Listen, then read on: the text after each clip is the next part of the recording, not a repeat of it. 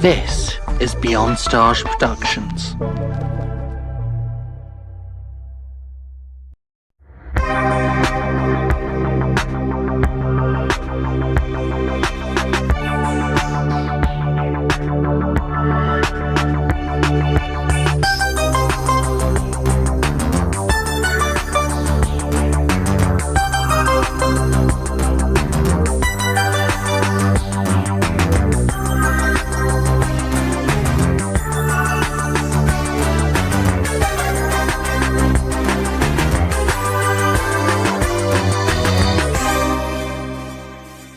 Hello and welcome to Star Power and Everything podcast. And this time it's Christmas. Merry Christmas, Merry Christmas, etc. Yes. Humbug. Cass. I'm being on brand. Right, okay. So we're going to be the ghosts and Cass is going to be our Scrooge. We're Marley and Marley. Ooh. And of course, I'm joined today with my co-host who did not die. Oh, isn't that Fired. just as well? Oh, hang on just a minute. This is not an awful lot of running. This is the Beyond Star, and I am the co-host. This is not Wish World, okay? This is not the distorted reality. I am actually the co-host this time. Hello, everybody. I think Jake might be the co-host. It is Jake Mancuso as my lovely co-host.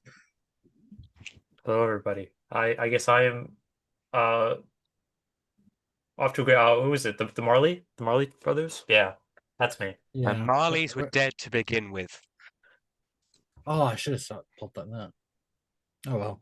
Anyway, joining me and Jake on today's podcast is a very big list of guests because it's Christmas. We gotta have a Christmas party. So joining us today, returning guest Liz Horun. Hey, that's me. Hello. Robin Foale.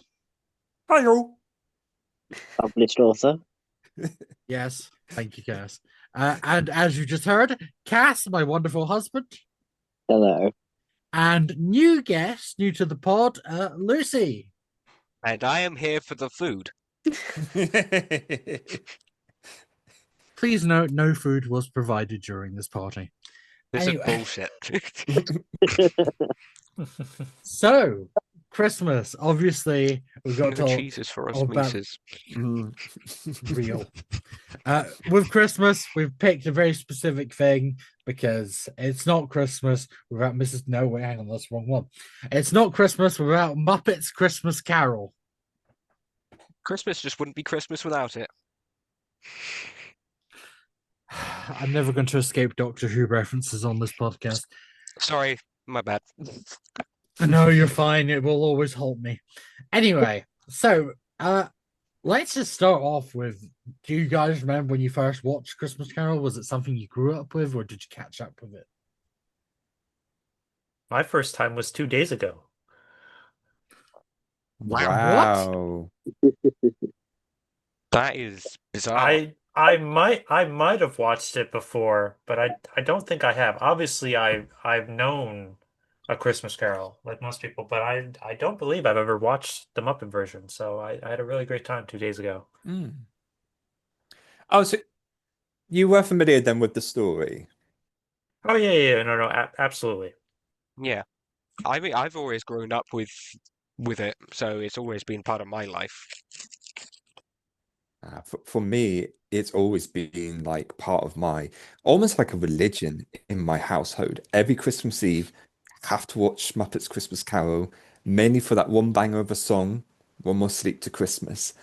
And I've been doing that since probably maybe 8, maybe 10 years old. So that's 24, 26 years, every Christmas Eve, religiously. Pretty similar for me as well. Yeah, Maybe not Christmas Eve maybe not Christmas Eve precisely, but definitely just every December, watch it at least once. Cass, what about you? Was I the one who dragged you into it, or you'd seen it? Yes. Had you seen it before? It was not part of my childhood, so yeah, the first time I watched it was when you showed it to me, and made it become a Christmas tradition. Well, it was already a Christmas thing for me. I just made it your Christmas tradition Yes. too. And Liz, what about you?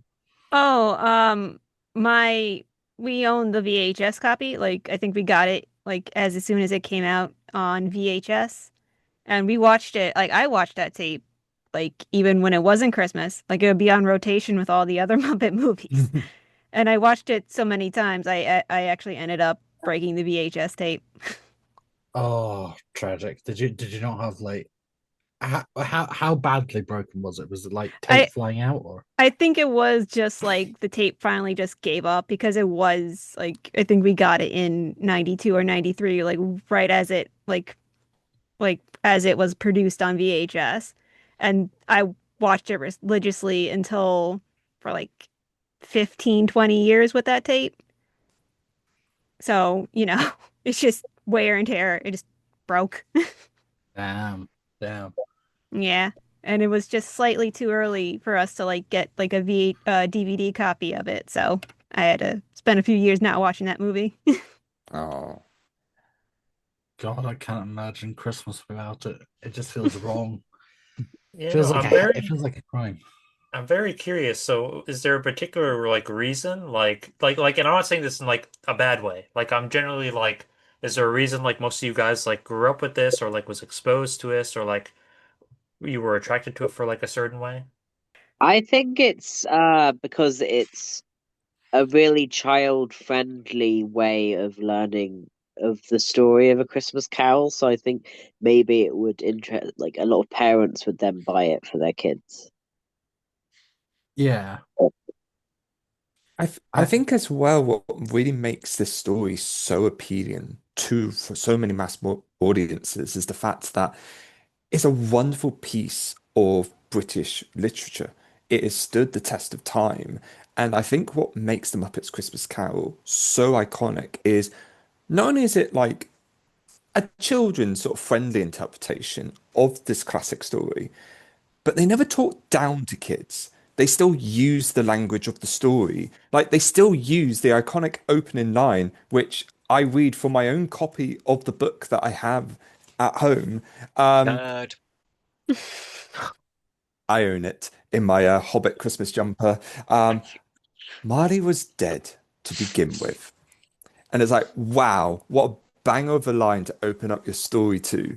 And the fact that they include that as well, I think that's what makes it so appealing is that it will always bring back audiences who are familiar with the story, as well as introduce those children and older, for in the case of Jake, who's never seen it before, and bring them into the fray that way. Yes. I think with Muppets, it's the perfect way to kind of because with Christmas Carol being quite old, and the way that writing has evolved, trying to get kids to immediately go into it like the traditional book way just wouldn't work. But having it in a way that's fun and enjoyable, has some sing song, but still remains really kind of faithful to the story. Mm. It's the perfect combination. The only thing that's really unfaithful is the fact that there's two Marleys. But then you wouldn't get the Jacob and Bob Marley jokes. So Oh yeah. Well, it's Jacob it's a and trade-off. Robert Marley, so Wow. yeah.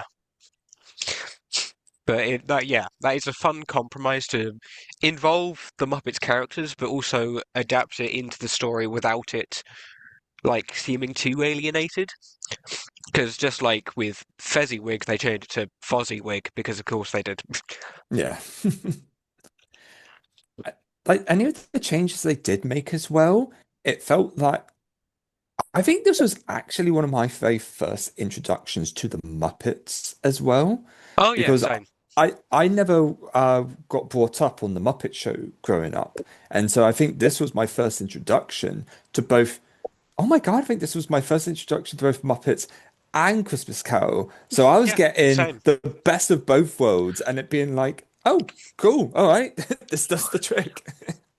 Yeah, and like I didn't find out till like much later after I first watched it that the Christmas Carol was like its own thing before the Muppets version, and eventually we had to like actually study the original book in GCSE Mm. English.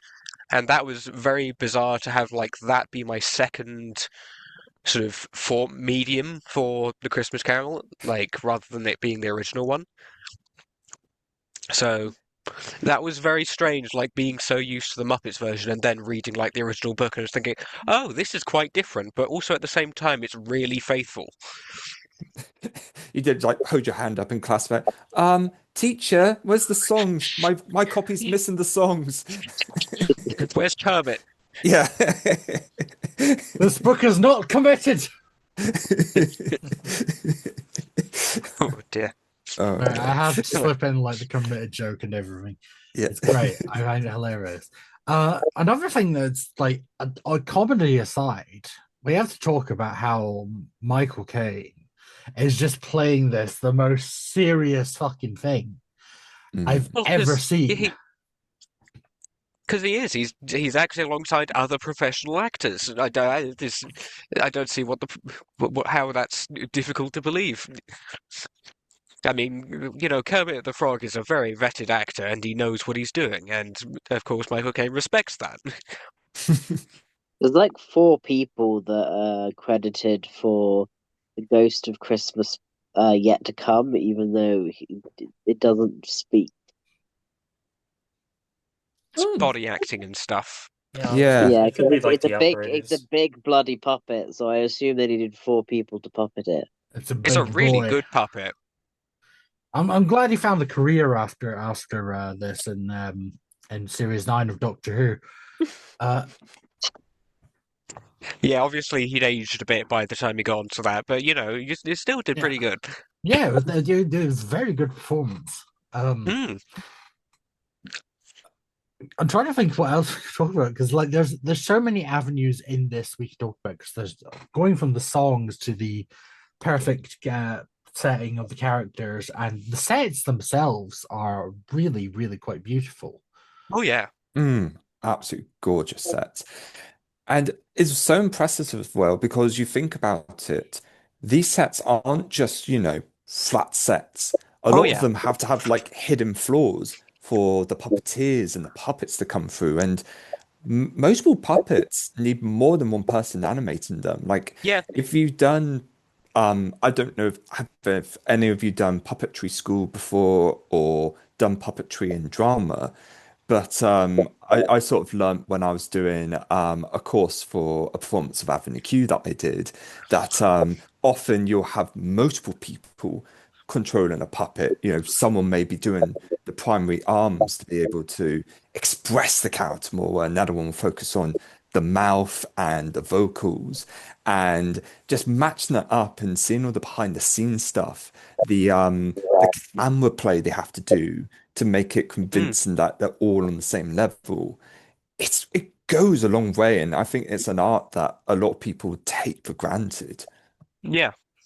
And like especially with like building and stuff, as you said, like they have like floors, but a lot of them do have to be built like 3, 4 feet above the actual ground to make room for the puppeteers Yeah, underneath and yeah. everything.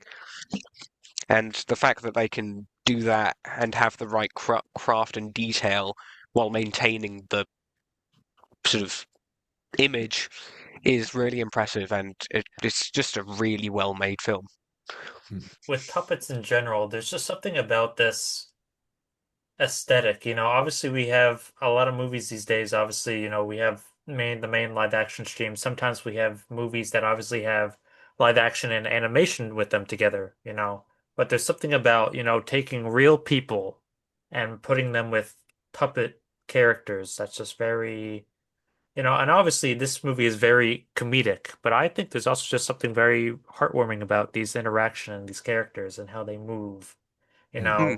And there's a lot of detail that goes into thinking about it, like Robin, like you were saying, but not just with like how they're moving, their outfits, their designs, how they are interacting with this world. A lot of thought has gone into it, especially when we're transitioning, where these characters are hovering, they're flying, we have the scene where they're flying away in the sky. Mm. It's just all so great. That is something I do want to mention is that like in all of the adaptations of Christmas Carol there are, I think this one does do the adaptations of the spirits best, in my opinion. because the Ghost of Christmas Past has that sort of eerie, sort of uncanny valley likeness to it. And then I absolutely love the sort of mix of puppeteering and actual costuming they did for the Ghost of Christmas Present. Of course, we already mentioned Yeah. Ghost of Christmas Yet to Come, but I just adore Ghost of Christmas Present in this film because he's so lovable and friendly, and because he's like a puppet, sort of like, especially around the face and the hands and stuff. It looks like you could just give him a big hug and he'd be the most splendid guy ever, which of course is his whole nature. So He's so jolly as well. He gets Michael Caine to do that stupid little dance that he does, which I love that. it's so It- cute. Warm by the fire. Yeah, there we go. I literally looked up the lyrics now, Oh Ah. dear. just in case, because I felt that's where we were heading. And I was like, do I need to get ready? Do I need to Oh. perform? Oh God. On topic of the songs, though, obviously there's a lot of. It feels like Christmas being one more. Sleep Till Christmas, I think it is. Yeah. When Love Is Gone, all these beautiful songs. What one would you say is your favorite from the movie? This feels like I'm Ooh. going to be making you pick your favorite child. This is you can't. Oh God. My favorite has to be like It Feels Like Christmas, because that's the Yeah. one that always makes me feel like it's Christmas. That's Yeah. once I hear it, I feel festive. But that One More Sleep to Christmas, I need to hear that on Christmas Eve, because that's just me as a child again, that 20 plus years ago, hearing that and being like, yeah, it is Christmas tomorrow. It is Christmas. I get presents. I get Christmas dinner. It's joyous. And Kermit the Frog is telling me it's going to be Christmas tomorrow. Goose, Therefore, the it's goose. happy to, yeah. But I think It Feels Like Christmas is definitely my sort of. Whenever I think of this film, that's the first song that comes to mind because it's so upbeat, it's so happy. It's a really just feel good Christmas song, and I do like it a lot. But in terms of other ones that I do like a lot and are iconic, the Marley and Marley is also a really good one, and and the Michael Caine one at the end. I can't remember what it's called, but Thankful Heart. yes, Mm. that one. That's also a really good one. Not quite as memorable as It Feels Like Christmas, but it's still a really good one. Jake, as a newbie to it, having only watched it very recently, was there a particular song that stuck out to you? I was also a really big fan of It Feels Like Christmas, but there were a lot of songs that actually were speaking to me. Obviously It Feels Like Christmas is much more jolly and fun, but songs like, Bless Us All. Oh, Mm. there's songs that are much more deeper and really touch you, and especially in that scene where we're given so much context of this the family, little Timmy and all that. Such much more emotional, and I was just so like obviously, and I this is such a very interesting thing where I mainly knew obviously the main iteration of the story, and so obviously it's very changed where we have the Muppet characters uh in it now, but it still hits very emotionally. Liz, what about you? Favorite song? It would probably have to be always really like the beginning, like the Here Comes Scrooge song. Like, because it's just a very driving, and you kind of get the sense like, oh, it's building you up to, the reveal of Michael Caine and all that stuff, and then it just launches into him in the office with the Muppet shtick, but it also like goes through like the first beginning of the Christmas Carol in such a nice, compact way where you get all your information right out the gate and all that. So it's always a fun way to start it off. And of course, it gave us the iconic no cheeses for us Mises line. Oh Oh, yeah. Everyone mentions. There goes Mr. Humbug. There goes Mr. Sneer. If they gave a prize, that's the wrong line. Yeah, Whatever. Yeah. he has no time for friends or fun. His anger makes that clear. Mm. Don't ask him for a favor because his nastiness increases. A crust of bread for those in need. It's even worse for Mises. No, that's the no cheeses for us. Wait. Fake fan. Fake No fan. cheese. Fake fan. Sorry. I'm sorry. I'm sorry. I'll see myself off. Sorry, guys. Christmas Sorry. is cancelled. Everyone pack up. We're going home. I'm sorry. Well, no, Oh. we're not going home because you go home for Christmas. You're not going home. You're going anywhere that isn't home. I'm driving home for Christmas. Mm. Okay. Back on topic. Jake, bring us back to topic. Okay. I believe Cass still has to share his favorite song. My favorite song is Scrooge as well. Scrooge. Mm. Now, is that because you like the song or is it because you relate to it? Shush, I like the song. That says enough about my marriage. No, I think that Liz actually brings up a fantastic point with that song of Scrooge. It's this great song for not only sort of like setting up like this is a musical, this is quite a catchy number to enter with, but for audiences, especially for children who maybe this is their first watch of A Christmas Carol, it sets up exactly who this character is. It describes all the adjectives, all the words that would best describe them. And I didn't even like think of that sort of introduction to new watchers, but no, you're right with that, Liz. Aw, thank you. And like when the song finishes, I think the first line he says is obviously, perfect intro for him, simple humbug. Mm. Yeah, it sets the stage like so perfectly for the traditional side of the story. Wasn't there a big conspiracy about that little rabbit puppet? Oh, the puppeteers hated them. I think Oh. yeah, from what I heard, they were forced to include them because they were cute, but they absolutely hated and this is a quote from some of them, that little bastard. So every time that they got to hurt the rabbit, that was kind of them behind the camera being all gleeful about it, which is a bit cool. But then I never watched the Oh. Muppet Show growing up, so I don't know just how annoying the character was. Yeah. Well, I'm sure they delighted in having that one shot of the rabbit, like, in the streets, freezing cold. Oh, Oh yeah. yeah. Poor Bean Bunny. I was thinking more of the scene where like Scrooge takes the brief and just yeets it at him. I wonder how many takes they did of that just so they could do another hit of the rabbit. Okay. Well, what about let's talk on how good the casting of Muppets to the characters were, because Kermit obviously fitting character very Perfect, no notes. perfect. No, that is correct. Michael Caine, I think, is like the perfect Scrooge. Mm. I don't know anyone else who could like have performed that to the same level without. I'm trying to figure out how to word this, because obviously, as I mentioned earlier, how he's just playing this so dead serious and mad respect for it.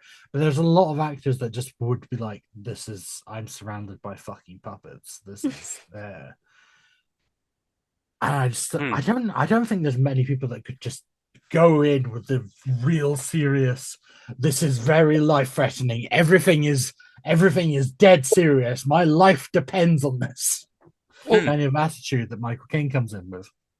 It's a wonderful performance, and in a way, it only adds to the comedy because in every kind of comedy, you've always got like the straight face compared to all the other zaniness, and they're being so and they're being so like serious with the story. They're taking the written language of one of the greatest writers that have ever existed, Charles Dickens, putting it from page to script and saying those lines, keeping lines like more gravy than of grave of you and that sort of thing, and he's delivering it so well. And there's so many lines where he can be really vicious with how he says certain things, but he can have a lot of fun with it. And like Tim Curry said when he was doing Muppets Treasure Island, which banger of a movie, um, like he was saying that he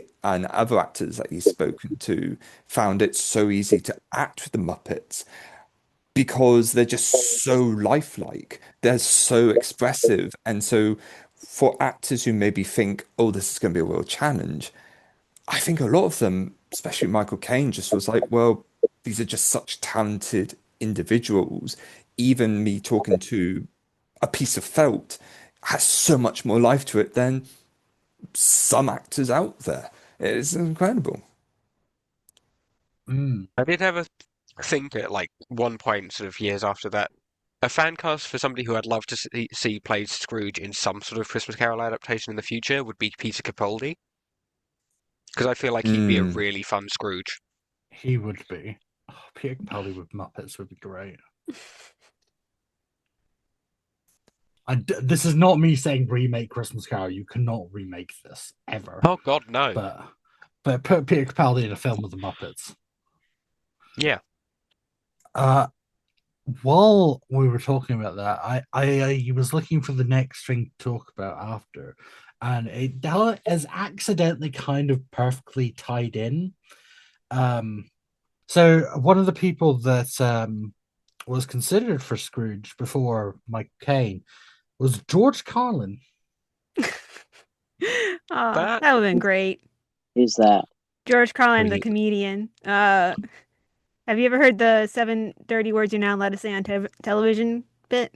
No. Oh, okay. I don't recognize him. He's if you probably saw a picture of him, like let me see if I can ring him It up. was in But, Bill and Ted. Oh. I've got Yeah, Bill and Ted. Okay. Other actors that were in the running was David Hemmings, Ron Moody, or David Warner. Oh, David. You It know, that all would've been really comes fun. back to Doctor Who. Of course it does. well, to go back to the original thing, like I think because I think I'm probably the only person am I the only one who's ever actually seen the Muppet Show, like the original Muppet Show from the 70s? I've seen the first handful of episodes, and it was a lot for me because it's not dated, but it also kind of is at the same time. So it's like, Yeah, okay, this is a I've slow not seen any consumption of it. show. I've not It's seen any of it. For me, it's not really my vibe. so the Muppet Show was all very tongue in cheek. It was based on like American 1970s variety shows. So all of it is just like the look to the camera type of thing, which I think a lot of actors, when they say you're going to be in a Muppet show or you're going to be in a Muppet movie, that's what the natural thing is. Like the actors want to be in on the joke because the whole premise of the Muppet Show was that each actor was like the special guest and they would do funny skits with the Muppets and they would play on either using their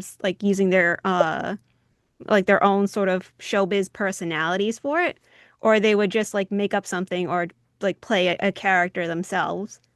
Which in the case of Michael Caine, he was playing Scrooge, so he basically took it super duper seriously, which I think it's the thing that adds to the movie and that helps the movie out because like he's playing it straight and he's playing the character of Scrooge, and Scrooge wouldn't give the Muppets a time of day. At least not at the beginning of the movie.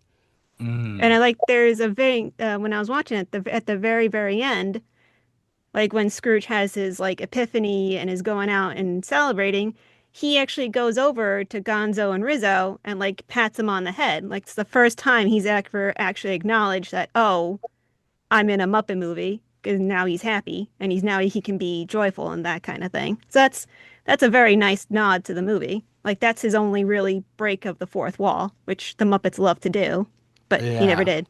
I never thought of that. Yeah. Okay.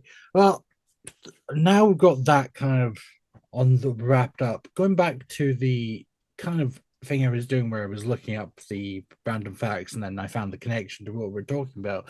Who else wants to hear some more random facts? Because this is actually a list of random facts. The Ooh. first one being that obviously we have to mention this at some point. The Muppets Christmas Carol was the first Muppet movie without Jim Henson. Yeah. Yeah. And I obviously it's very clearly dedicated to Henson and his longtime collaborator, Richard Hunt. the reason I know that so vividly is because I watch Christmas Carol every year with my mother. And every single year when it comes up for that little dedication to Jim Henson, every year she's like, "Oh, did he die?" And it's like, you say that Oh. every single year, mum. And I thought usually she has better memory than me, and I have an awful memory. So clearly that's where that comes from. But no, just that's how I know. The second fun fact is that it marked Brian Henson's feature directorial debut. This is like one of his earliest credits for films. He had done some stuff on Sesame Street and whatnot. And now, obviously, today he's just running the Jim Henson Company. Our third thing is going back to the Jim Henson. In the song "One More Sleep Till Christmas" with Kermit looking wistfully to the sky as the shooting star comes by, the DVD audio commentary states that this was actually a nod to the Muppet movie, where a shooting star flies over Kermit, and it's become a reoccurring element to frame Kermit with a shooting star in Henson's memory. Aw. Aww. Oh, that's nice. It says that Whitmere, Oh, Steve Oh, Whitmere. Steve Steve Whitmere. Whitmere, yes, he had a dream the night before shooting his first scene as Kermit.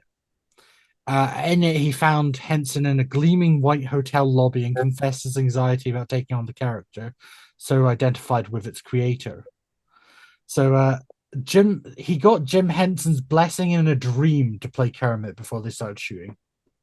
Uh-huh. That's Too bad he got tricky. kicked out of it. Then obviously there's the George Carlin. You mentioned earlier about the sets. Michael Caine did have to watch his step on the sets because obviously they were elevated for all the puppeteers and whatnot. Caine did find this very fun and a bit like hopscotch. Scooter was meant to be a major role in it and then got booted. That's the next fact. That lines up for Scooter. Yeah, he was originally going to be the ghost of Christmas Past. And Miss Piggy and Gonzo were actually considered for the ghosts of Christmas Present and Yet to Come, respectively. However, the idea was scrapped in favor of new Muppet creations that could better underline the ominous nature of the story. Those were good that was choices. better. Yeah. Yeah. Much better because having that uncanny valley of a lot of them or having them be unique to the movie, I think that really lends itself to the gravitas of what each of them represents. I think the Muppets playing characters within the story is great, but the ghost should definitely feel something more alien, more distinctive. Yeah. Leading on from that, Gonzo then got the role as Charles Dickens because of that, because they decided, okay, well, he's not going to be doing the Ghost of Christmas Yet to Come. Then we want to do a narrative device. Thus, Gonzo became Charles Dickens. It also helped that he said that he knew the story like the back of his hand. Oh, yeah? Prove it. Yeah. Getting out all the quotes tonight. Kermit's full-bodied stroll for "'Tis the Season" was a major production, obviously, because you get to see his full face. It's a rotating barrel kind of covered in fake snow to allow for that natural gait. It was apparently the most difficult part of the movie. There's also that bit in One More Sleep Till Christmas where he's doing the ice skating. That was really good. Yes. And I think that but a few people had songs that were cut as well. Bunsen Beaker and Sam the Eagle all had respective songs. They do show up on the film's official soundtrack. Oh. Ooh. Beaker and Bunsen had a song called Room in Your Heart, which was when they were appealing to Scrooge. And Sam the Eagle had a little song called Chairman of the Board. Both songs were recorded but cut from the script before their performances were shot, as neither added much to the story's exposition. And that is actually all the facts that I've got on the list that we haven't already covered. So we've kind of covered a lot of ground with this, and it is kind of a bit of a short pod, but that was kind of expected. It's Muppets Christmas Carol. There's a lot to talk about, but also it's only an hour and a half.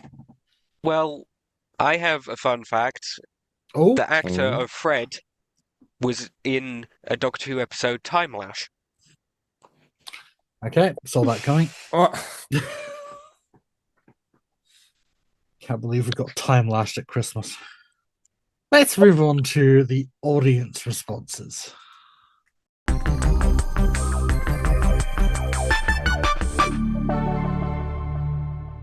Our audience response this week is, and I need to go find it now.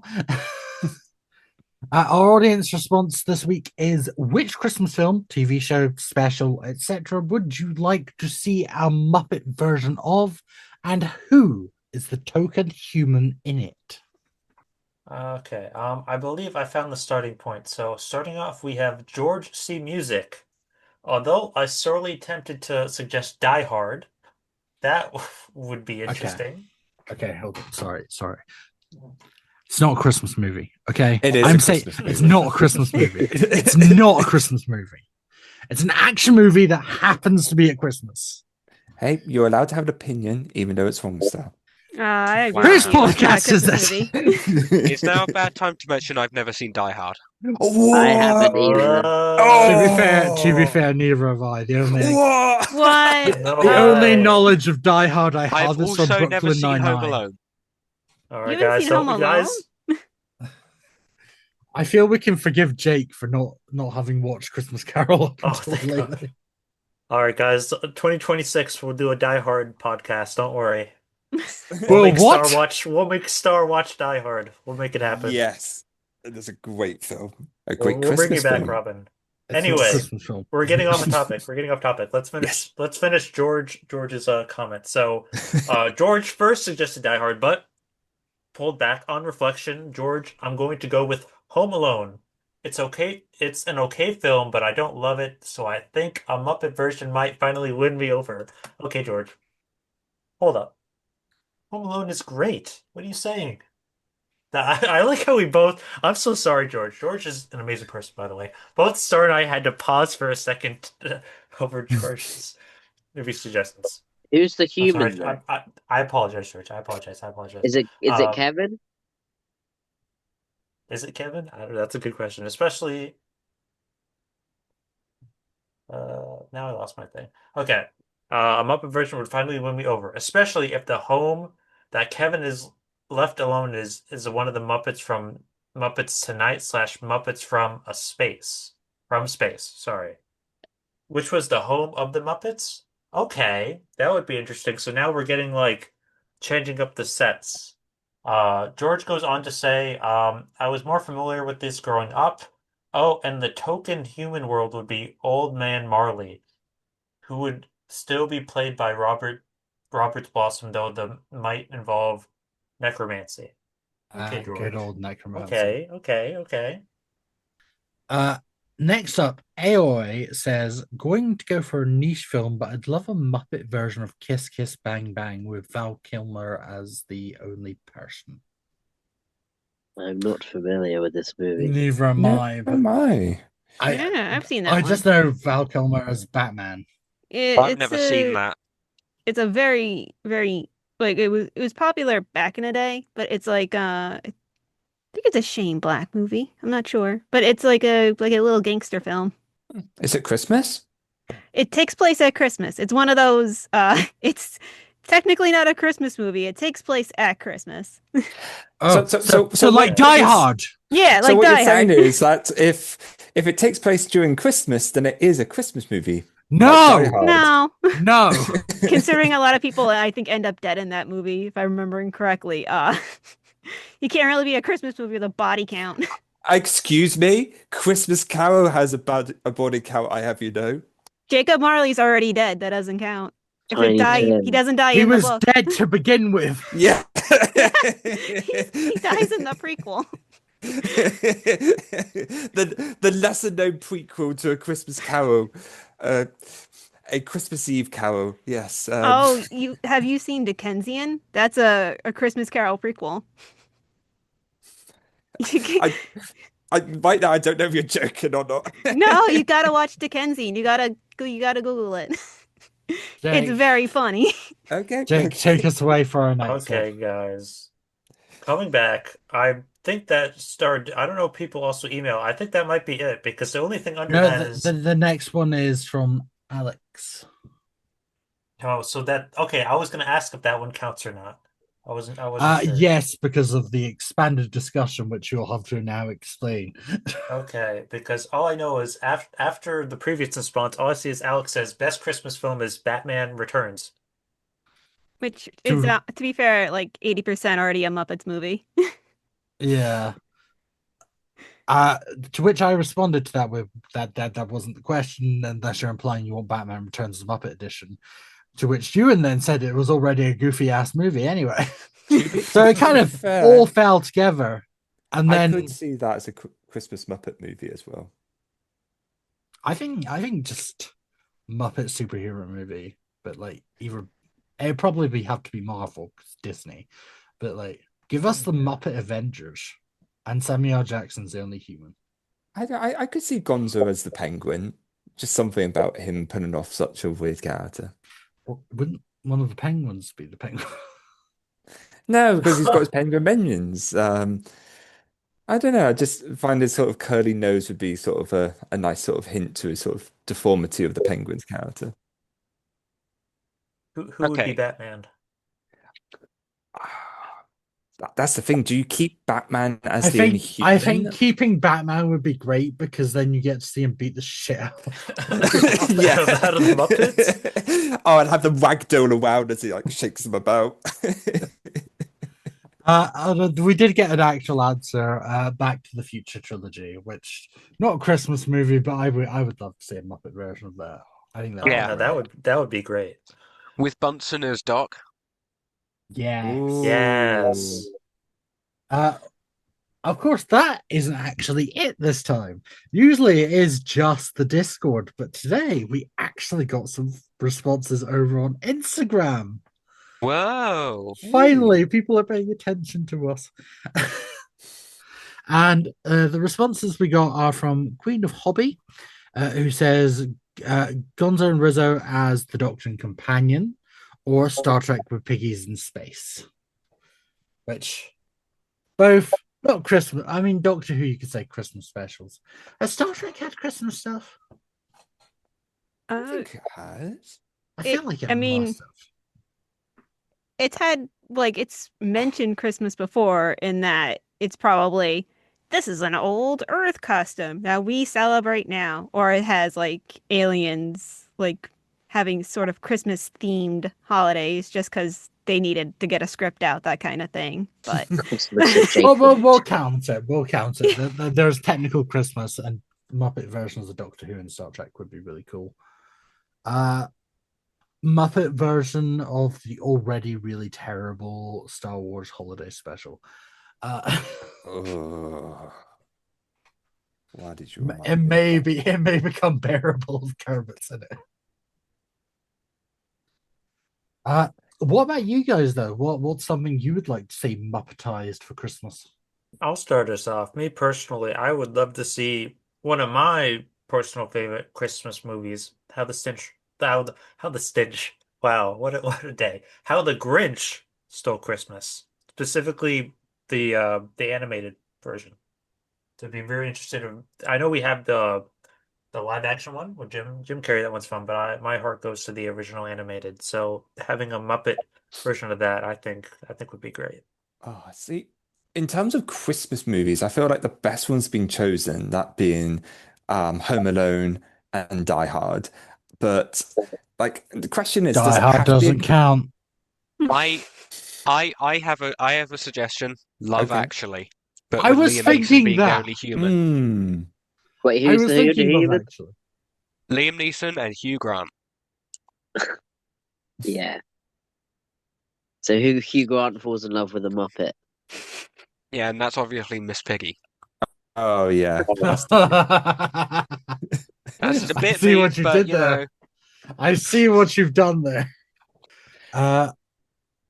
What else would make a really good Muppetized version?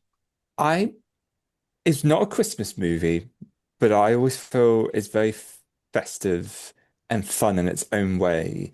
And that being Princess Bride, I would love to see a Muppets version of that. Just something That about just it's the movie's great, the book is great, it's just a wonderful story, and I'd just love to see a Muppets interpretation of that. With and it's difficult to say who the only human is in that because any of them would be good as the only human, but then I also want to see Kermit as the Dread Pirate Roberts. I think that would just be hilarious as well. Who all here has seen the Dungeons and Dragons movie? Oh yeah. I have, yeah. That with Muppets, Chris Pine's the only one that stays. Yes. Oh yes. 100% I'm on yes. board. That or Hugh Grant stays. Was it Hugh Grant? Hugh Grant. Yeah, Hugh Grant, yeah.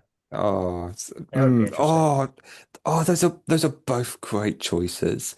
I God, you love that want movie. Muppets D&D, don't you? I want Muppets D&D so badly. I'm still mad that that movie did not do well in cinema. In a day and age where, It's such a shame. anyway, that's a difficult conversation. This is Muppet Christmas Carol night. Yeah. Well, Again, this is not a Christmas movie, but Lord of the Rings. correct. Yes. Okay. Who's your token human, though? Are you going to be basic and say Ian McKellen? Sir Ian McKellen, sorry. It could. I can see why Gandalf would work, but either be that or Elrond, I think.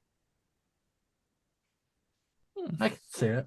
I can see it. Yeah. Being the only elf, I guess, not the only human. I think I saw a TikTok on this. I think I like the idea of all the humans, like all the race of man, staying as man, and then all the other races are played by like the Muppets. Oh, I don't know so how yeah. you'd completely work it, but like the hobbits, they can be kind of more diverse. But like the elves, you could do all like the pig Muppets or something. Because Miss Piggy would be Gadriel. Oh my Galadriel? God, yes. Galadriel. Would Kermit be Frodo or Bilbo? Kermit would be Frodo. I think Fozziwig would work. No, I think Frodo would be Aragorn. No, Kermit would be Aragorn, sorry. Oh my God, now I've got this thought in my head of Miss Piggy just being like, instead of a Dark Lord, you would have yourself a dark. Oh God damn it, I must It messed would it be up. Sauron. Yeah. Instead of a Um, Dark Lord, you would have a queen. There we go. I messed it up. I can't remember all the Muppet names, but there's one Muppet that I think would be perfect for Sauron, but I genuinely cannot remember his name. He's the vulture one. Diddley. Yeah, I think he'd be good for Sauron. Yeah. I know he was called Diddley in the Muppets one that came out with Jason Segel. Hang on, let me get the wiki up. Oh God, what was the name of Evil Kermit in the Muppets Most Wanted? Oh my God. Oh. What was it? Well, Rasputin? we can Google it. Hang on. It began with a C, I'm fairly sure. Was it Kermit with the? Was it Constantine? Constantine. Yes. Yeah. So you know the bits where like the ring starts affecting Frodo. Constantine should just be the golden face. Also, weirdly, it doesn't quite work because I've seen a lot of people say animal for Gollum, but I kind of want to see Beaker as Gollum. I love Beaker, Gonzo but as Gollum. yeah, you need to have a vocal Muppet as Gollum, otherwise it doesn't quite land, I feel. Yeah. You know the two ones that played the two Marleys? Oh, Rattler yeah, and yeah. The Waldorf? mouth of Sauron, yes. I was going to say Yes. Merry and Pippin. Oh God, yeah. I would have said Gonzo and Rizzo for those two. See, I think they should just always be on the sidelines, like they follow the Fellowship just to heckle them. So it's like the Battle of Helm's Deep, and they're just eating popcorn, and the like as like fights are going on and everything. It's just their commentary. Oh, okay. Are we all wrapped up on our Muppet wanted films? That sounded like we want more most wanted. We do want more Muppets. Beside the point, though, are we all wrapped up on there? Because we do have one final part of the podcast, and that is the Muppets quiz. Christmas quiz. Oh, we must have a quiz at Christmas. Christmas just wouldn't be Christmas without a Christmas quiz.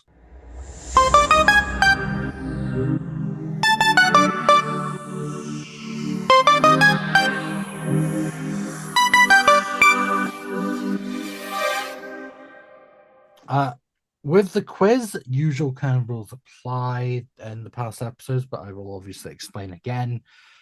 Each of you will pick a sound to say, and then whoever I hear the sound of first gets to answer the question. So, Liz, what sound are you picking? I'll go with beep. Okay. Cass? I'll go with Jingle. Okay. Robin? Hi-ho. Okay. Lucy? Meese. Perfect. And of course, co-host Jake, are you wanting to input a sound as well? I'm just gonna go with a nice ding. I will say ding. Ding. Okay. Then question 1. I will say this isn't just a general Muppets quiz. This is specific to the Muppets Christmas Carol, because we'll do a Muppets quiz in the future. We're coming back to the Muppets, baby. So question 1, nice and easy questions to start with. What character does Gonzo play? Meese. Ding. Lucy? Charles Dickens. Correct. Next question. In which city is the story set? Hi-ho. London. Correct. It does get harder. I have looked at the end of this quiz. I'm Oh, pretty sure it does no. get harder. Okay. This is letting you have a comfortable route in. Who directed the movie? Beep. Liz? Brian Henson. Correct. What are Gonzo and Rizzo selling at the beginning of the Bingo. movie? Oh, Cass? Apples. Correct. Which is not said during the song Scrooge? Is it Mr. Skinflint? Is it Mr. Grumpy, Mr. Cruel, or Mr. Humbug? Mr. Jingle. Mr. Jingle was not an option, but Cass? Mr. Grumpy. Correct.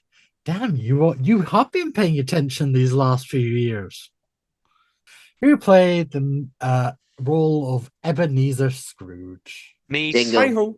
Lucy? Michael Caine. Very good, very good. Okay, respond to this quote with the quote that comes back to it. So, what right have you to be merry? You're poor enough. Meese. Jingle. Oh, Lucy, I'm going to say it was you. What right have you to be dismal? You're rich enough.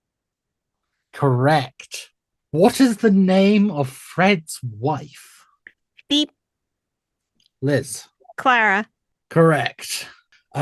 Who is the voice of Kermit/Bob Cratchit? Well, Oh, this beep. is so... Liz. Yeah, I thought it was before, but I'll get the answer wrong. Was it Brian Henson? It was not Brian Henson. I told you Okay. guys earlier it was Steve Whitmere. What do the bookkeepers encounter during One More Sleep Till Christmas?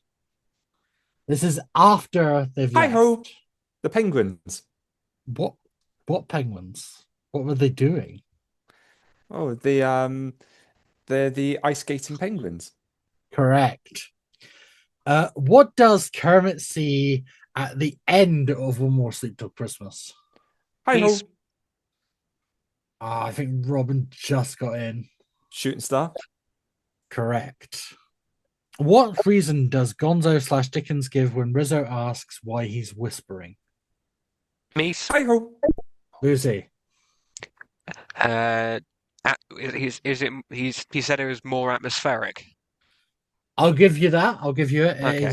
The correct wording is it's for dramatic emphasis, but I Right. would give it. I would give it. What are the names of the Marley brothers? Meese, Jingle. Lucy. Jacob and Robert Marley.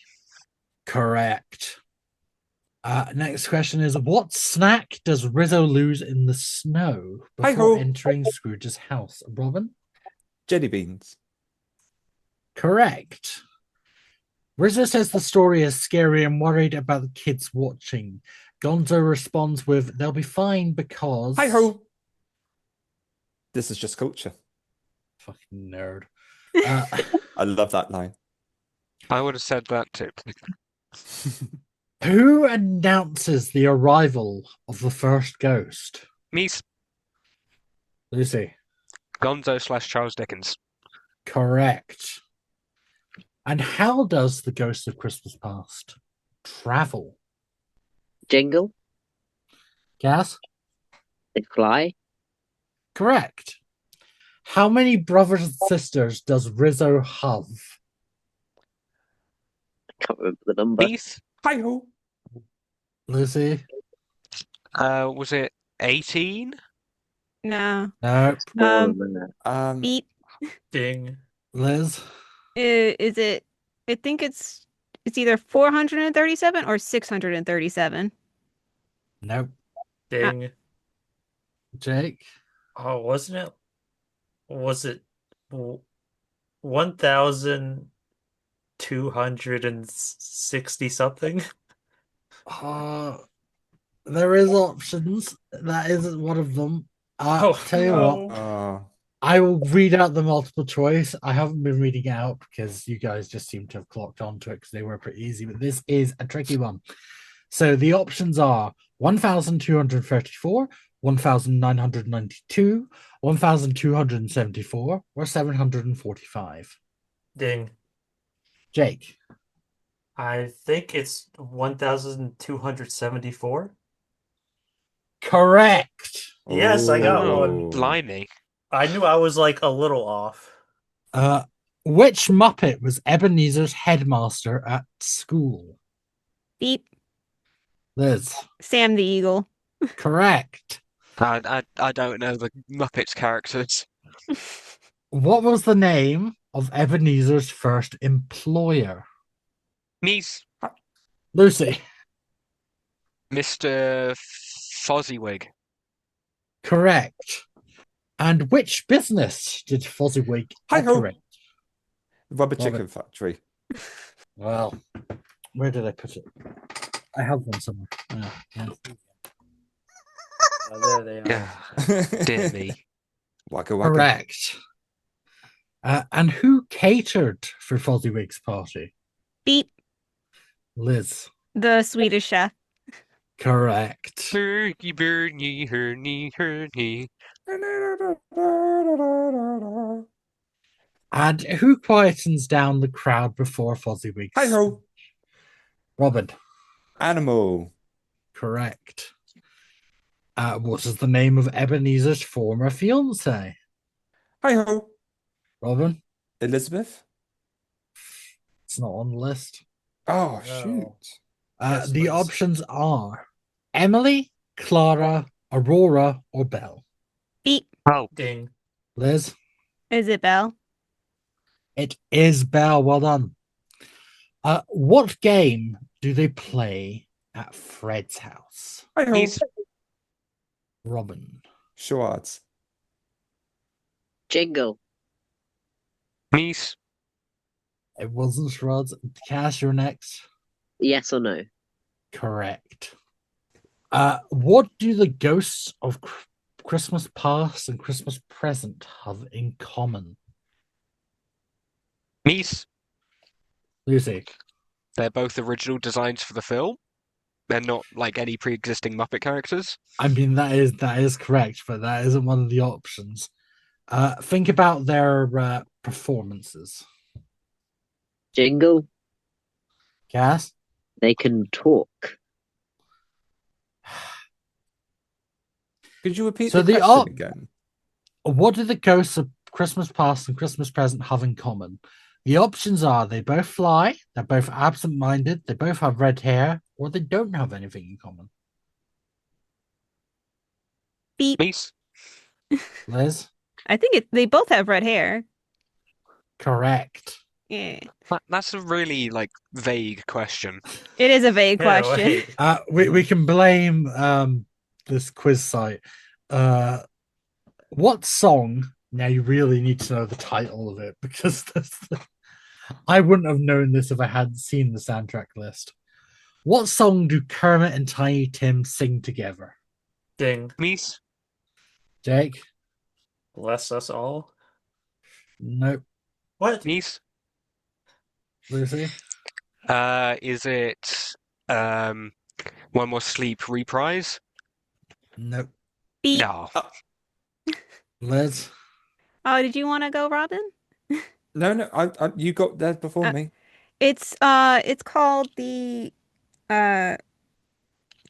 it's very much the Christmas jingle like Rhapsody, like that's what it's called. It's it's like a beep bop. I will give you it. It is the official title is Christmas Christmas Scat. Scat. Yeah. Really? Oh. I was going to say Timeless and Joyous. Wow. I never knew it was called that. Yeah, it's like really weird. Just a What season is- to be jolly and good. Yeah. What is Mrs. Cratchit's first name? No, Meese. That's my name. Hey. I mean, unless I get the points, and you can answer right away. Meese. Meese. Lucy. Emily. Correct. How many kids does Bob Cratchit have? Hi ho. Robin? 4. Yeah, 4 is correct. Too many. Everyone forgets about Peter. Poor Peter. Can you guys tell me, how was Tiny Tim at church today? Meese. Lucy? As good as gold and better. Correct. What objects do people steal from Scrooge's house in the future after he dies? Jingle. Cass? His bed sheets that are still warm, his curtains, and I think his shirt. You got 2 of them right. Meese. Which one's right? We'll find out in a moment. Lucy? Wasn't it like his buttons that are made of pearl? Yeah, okay. I will split the point between you both because you both did get all the parts. It was the pearl collar buttons, bed curtains, and blankets. I don't pay extra for all the warmth, you know. How many ghosts have visited Ebenezer? Jingle. Cass? 5. Correct. The 3 and then the 2 Marley brothers. Guarantee you a lot of people would have slipped up on that one, just going, oh, there's only 3 ghosts. Or even yeah. slipped up because the original only has 4. Yeah, that's true. What does Scrooge give his bookkeepers at the end of the movie? Hi ho. Meese. Jingle. Robin? Coal. Correct. What 3 gifts does Ebenezer give to Bob? Meese. Lucy? A bloody massive turkey. And also he raises his salary and he invites the entirety of London for a Christmas dinner. You're missing one thing. What is the other thing? He pays off the mortgage to his house.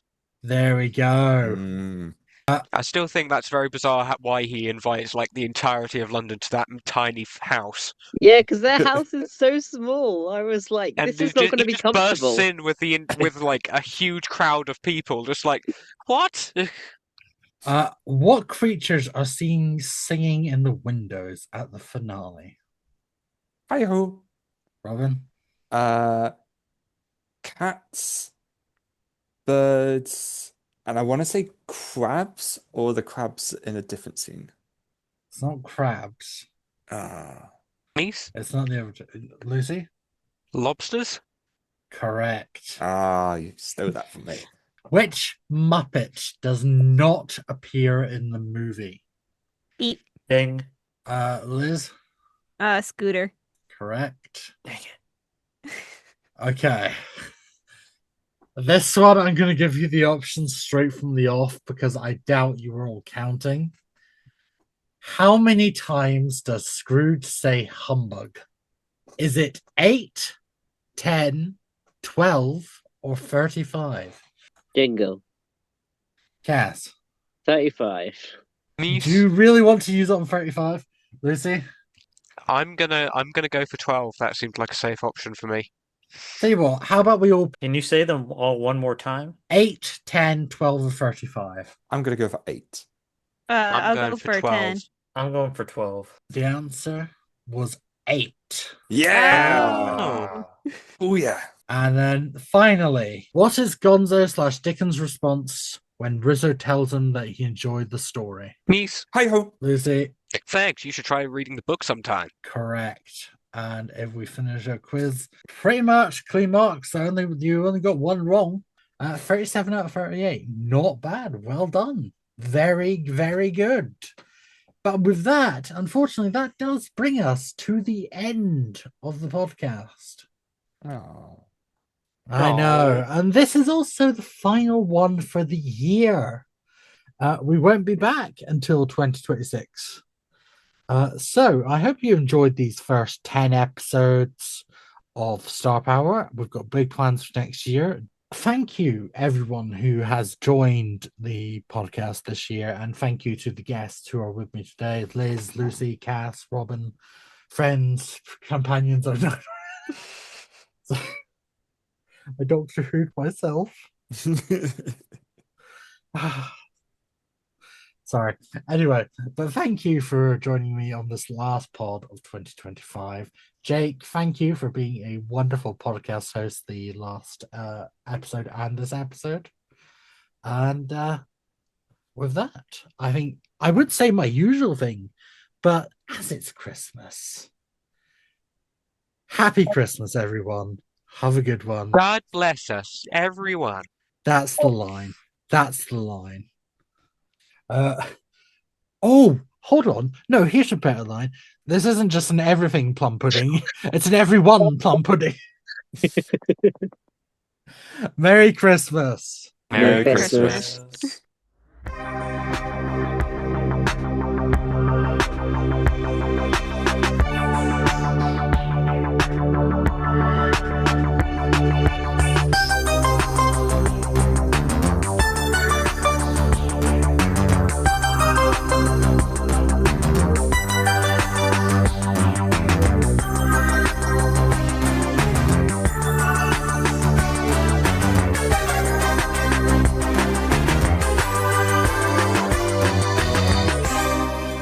If you enjoyed this episode of Star Power and Everything Podcast, then please consider subscribing or leaving a comment or maybe a like or a follow or whatever it is your platform that you use for listening to podcasts does. And don't forget to look at the link tree in the description for my socials and my Discord for all things Star Power and Beyond Stars Productions. Thanks for listening.